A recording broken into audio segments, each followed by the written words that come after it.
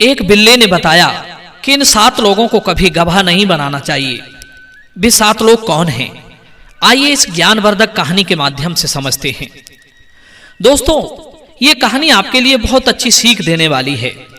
आपसे निवेदन है कि इस कहानी को स्किप मत करना, वरना काम की बात आपसे छूट जाएगी। किसी वन में एक तालाब के किनारे एक सेमल का पेड़ खड़ा था। उस पेड़ की खोह में एक चकोर पक्षी रहता था।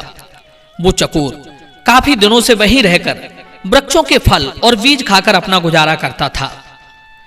एक दिन उसने सोचा कि प्रकृति ने तो उसे हजारों चीजें खाने के लिए दी हैं, फिर वो क्यों सिर्फ फल और बीज खाकर अपना गुजारा कर रहा है?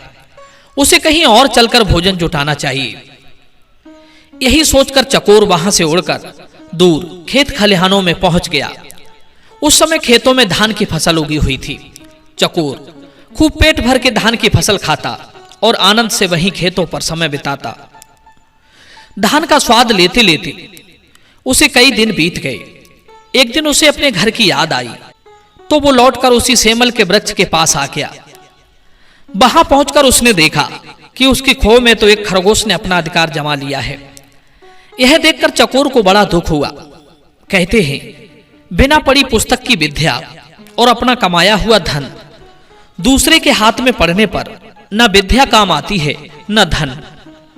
अपनी खोह में खरगोश को बैठे देखा तो चकोर की क्रोध की सीमा ना रही। चकोर कहने लगा, रे दुष्ट खरगोश, तू मेरे घर में क्या कर रहा है? तुझे पता नहीं है मैं इस घर में अपने पूर्वजों के जमाने से रह रहा हूं।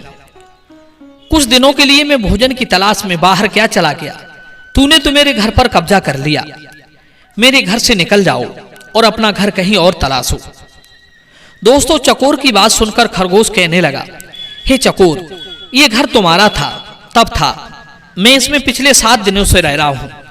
अब ये मेरा घर है और किसी कीमत पर मैं इस घर को छोड़कर नहीं जाऊंगा। तुझे जहां जाना है वहां जा। मित्रों, अब तो चकोर और खरगोश के बीच तीखी नोकझोंक होने लगी। चकोर बोला, है दुष्ट खरगोश, इस घर में मैं बरसों से रह रहा हूं, ना मानो तो किसी पड़ोसी से जाकर पूछ लो। खरगोश बोला, देख भाई, सीधी सी बात है, जब मैं यहां आया था तो यह घर खाली पड़ा था। खाली देखकर मैंने इसमें अपना आश्रय बना लिया। अब ये मेरा घर है, मुझे क्या पड़ी है किसी से पूछने की? तुझे पूछना है तो तू जाकर पूछ। मित्रों, खरगोश की बात सुनकर चकोर और भी ज्यादा आग बबूला हो गया। कहने लगा, बाजी बा, कोई घर खाली मिल गया तो वो तुम्हारा हो गया। मैं शराफत से कह रहा हूं कि मेरा घर इसी समय खाली कर दो, वरना मैं राजा से तुम्हारी शिकायत कर दूंगा। मित्रों, चकोर की धमकी सुनकर खरगोश ने भी उससे कह दिया, तुझे जो करना है वो कर, ये घर तो मेरा ही है। खरगोश ने चकोर को फटकार कर वहां से भगा दिया। निराश चकोर अपनी फरियाद लेकर पक्षियों के समूह में पहुंचा और खरगोश की सारी धृष्टता उन्हें समझाई। पक्षियों ने कहा, चकोर भाई, घर तो हम तुम्हें दिलवा देंगे, लेकिन उसके लिए तुम्हें कोई गवाह तलाशना होगा। यदि गवाह तुम्हारी गवाही दे देता है तो खरगोश को तुम्हारा घर छोड़ना ही पड़ेगा। दर्शक बंधु, पक्षियों के कहने के अनुसार चकोर किसी ऐसे प्राणी की तलाश में जुट गया जो उसकी ओर से गवाही दे सके। उधर खरगोश ने सोचा कि अगर चकोर को कोई गवाह मिल गया तो यह घर उसके हाथ से निकल जाएगा।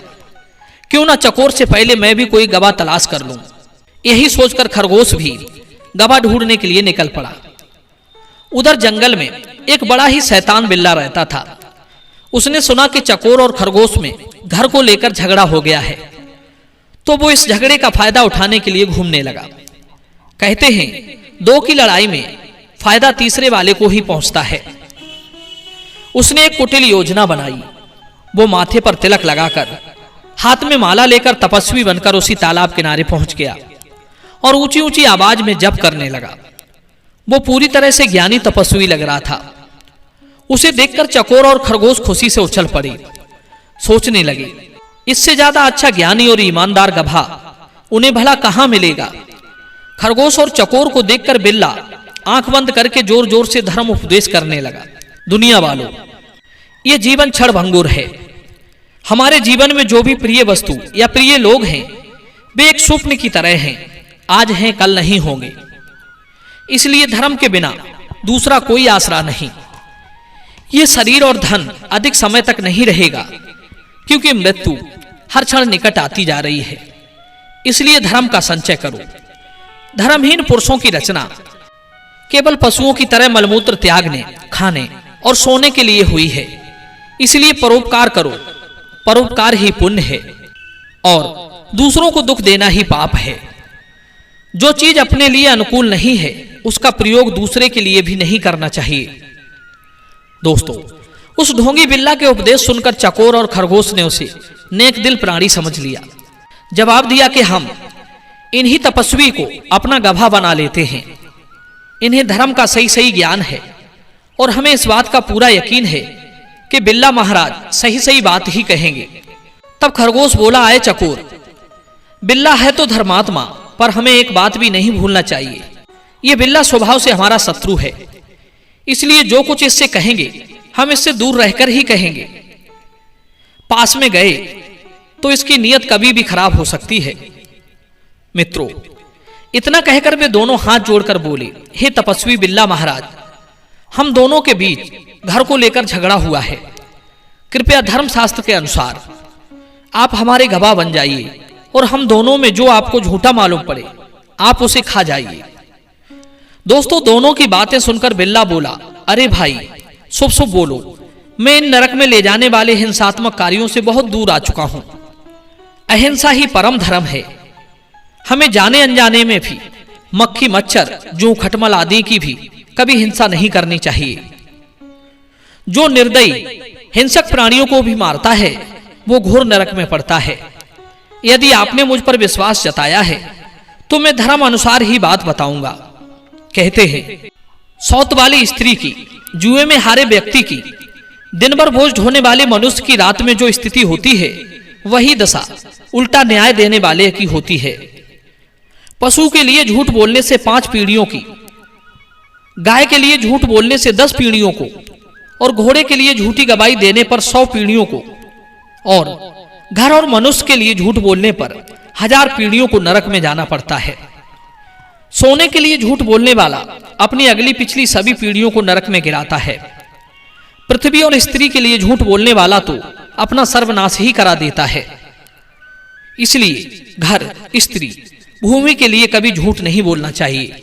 अब तुम दोनों अपने झगड़े को ठीक ठीक मुझसे बताओ कि झगड़ा किस बात पर है और क्यों है। बिल्ले के पूछने पर जब वे दोनों डरते हुए बिल्ले के निकट बढ़ने लगे तो बिल्ला कहने लगा, बच्चों, तुम्हें मुझसे डरने की जरूरत नहीं है। मैं तुम्हें नहीं खाऊंगा, मैं वचन देता हूं, परंतु बूढ़ा होने के कारण मैं दूर से ठीक से सुन नहीं पाता हूं। इसलिए यदि तुम पास आकर बता दो तो ज्यादा मेहरबानी होगी। तुम दोनों मेरे पास आकर अपनी समस्या बताओ, जिससे विवाद का सही सही कारण मेरी समझ में आ सके।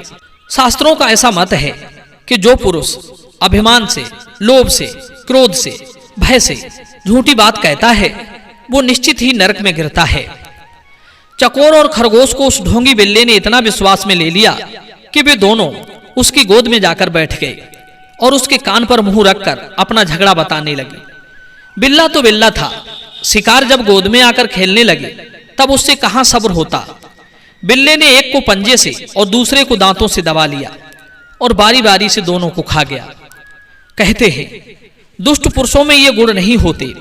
नंबर 1 आत्मज्ञान, नंबर 2 अक्रोध, नंबर 3 सरलता, नंबर 4 पवित्रता, नंबर 5 सहनशीलता, नंबर 6 धर्मपरायणता, नंबर 7 वचन की रक्षा और दान। इसलिए इनसे सदैव सावधान रहना चाहिए। मूर्खों में यही 2 दोष होते हैं, या तो वो किसी की हित भरी बात मानते नहीं है, दूसरा वे दुष्टों पर भी आंखें बंद करके विश्वास कर लेते हैं। इसलिए मूर्ख लोग अतिशीघ्र विनाश को प्राप्त होते रहते हैं।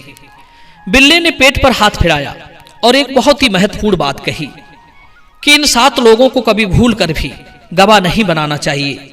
नंबर 1 हस्तरेखा देखने वाले को, नंबर 2 चोरी करके व्यापार करने वाले को, नंबर 3 जुआरी को, नंबर 4 वैद्य को, नंबर 5 शत्रु को, नंबर 6 नर्तक को, नंबर 7 लोभी को। दोस्तों, ये कहानी आपको कैसी लगी कमेंट सेक्शन में अपनी राय जरूर देना। मिलते हैं अगली वीडियो में एक नई चर्चा के साथ। आप सभी का बहुत बहुत धन्यवाद। जय श्री कृष्ण।